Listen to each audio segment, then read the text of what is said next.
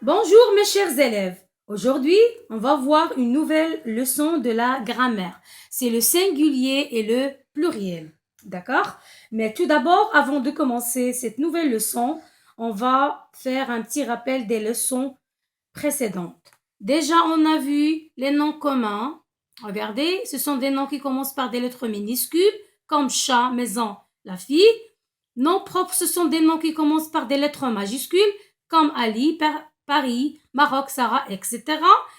Après, on a vu les noms, on a séparé entre les noms masculins et les noms féminins. Regardez les exemples. Les noms masculins, un cahier, le garçon. On a utilisé ici les articles un et le pour les noms masculins. Et pour les noms féminins, on utilise d'autres articles, c'est une et la, comme cet exemple, une maison et la fille.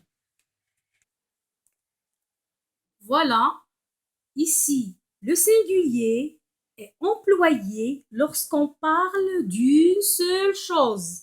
D'accord? D'une seule chose ou personne.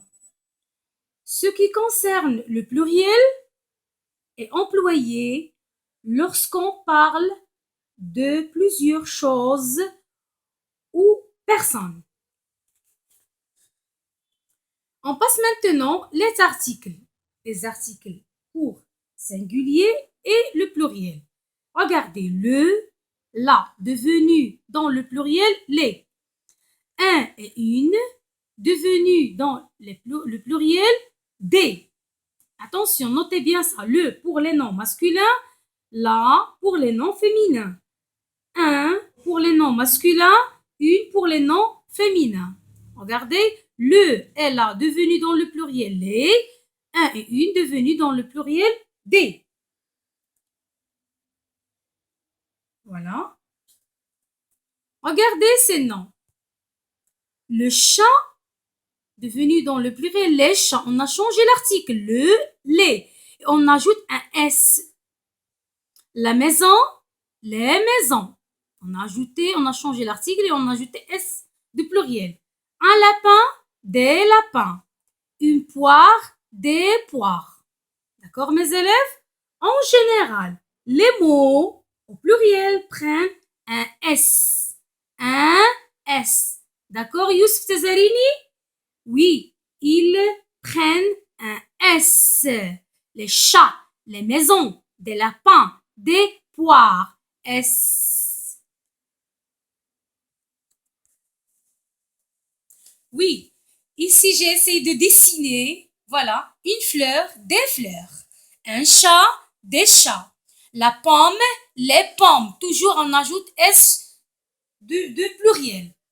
Le cartable, les cartables. Quand je change la devenu les dans le pluriel. Le devenu dans le pluriel les. D'accord? Une et un devenu des.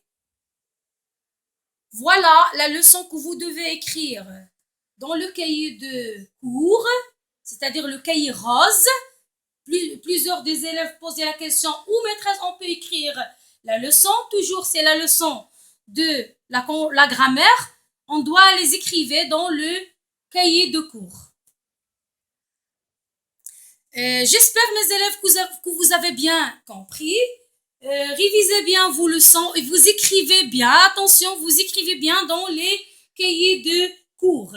Révisez bien vos leçons et essayez de réaliser des exercices, voir la page du manuel 160 et 161. D'accord, mes élèves? Et j'espère que vous avez bien compris et merci de bien suivre avec moi.